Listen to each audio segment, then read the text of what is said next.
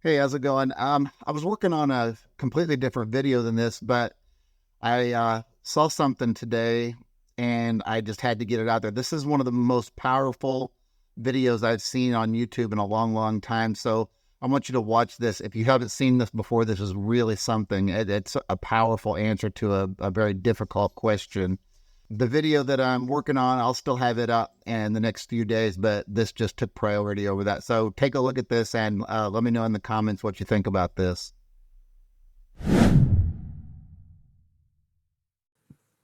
So working? Yeah, okay. Hey guys, big fan. I know my name's Ridge. I'm here with my wife and my younger brother and some of our best friends. I know I ran into you two last night, but just want to elaborate on that a little bit about that tragedy and ask a question. And Charlie, I haven't had the pleasure of meeting you yet, but we lost our 18-year-old brother back in October to an accident in our front yard. And we're constantly told like, oh, you guys might have to move on. You guys might need to kind of like put it in the past. It happened, get over it.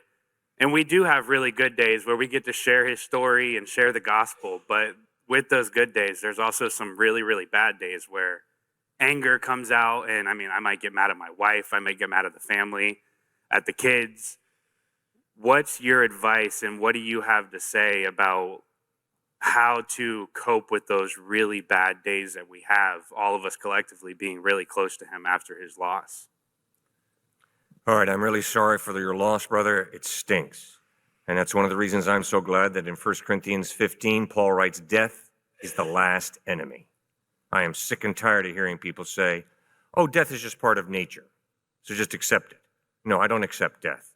That's why we fund hospitals. That's why we do medicine, because we are against death and we're for life.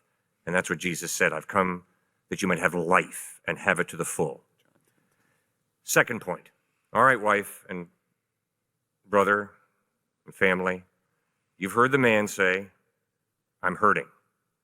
And at times I'm okay, but at other times I get really angry. Okay, he's been honest, right? He's been honest with all of us. He's been vulnerable. So now we got to be patient with each other, right? We got to love each other through the hard times, and it's a hard time you're passing through. The most difficult day of my life was when my 7-year-old niece was knocked into an early grave in a horrible car accident, and I had to go out to Madison, Wisconsin, where my brother, who's a transplant surgeon at UW-Madison, was transplanting kidneys and livers, and I had to walk with him around a field behind his home in Madison, Wisconsin. And he's pouring out his heart to me about the death of his 7-year-old daughter. And if anybody thinks they got an easy answer for that question, they're nuts. The honest answer first is, I do not know why the babysitter didn't see the stop sign, why she went right through the stop sign and a pickup truck at 55 miles an hour came careening down the road, smashing into the car, sending my 7-year-old niece into an early grave. I don't know why God allowed that to happen.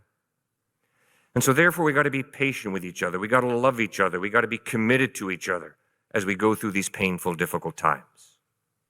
The third point is, what's comfort? Comfort is presence. So you being together as a family with your presence is crucial. And even more important is God's presence with you, the presence of Jesus Christ. And that's where all of this talk and all of these answers to all these difficult questions gets real practical. It's not an issue of a good answer to a difficult question now.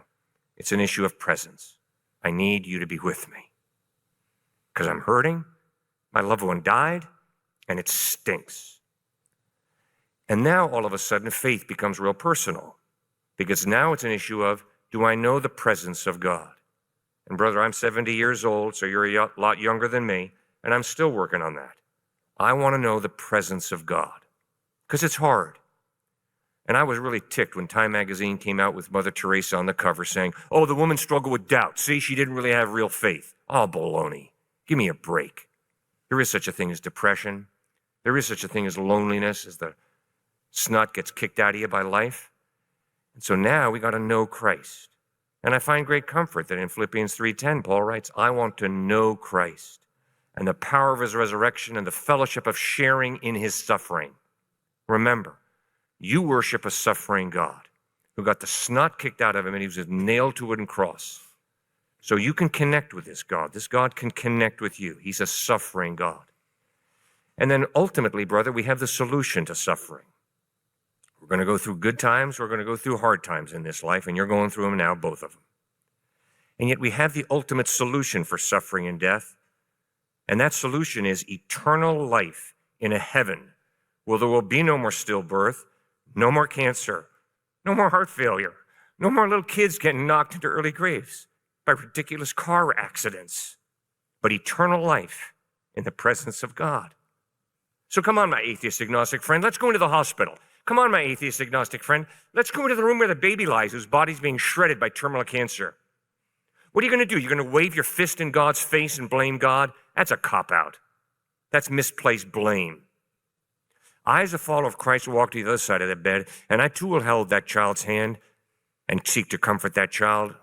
But in Jesus Christ, I've got a suffering God who gives a rip about death, about grieving people, who wants to comfort us and wrap his arms around us. That, my friend, is the solution to the very real problem of suffering and death. Jesus Christ.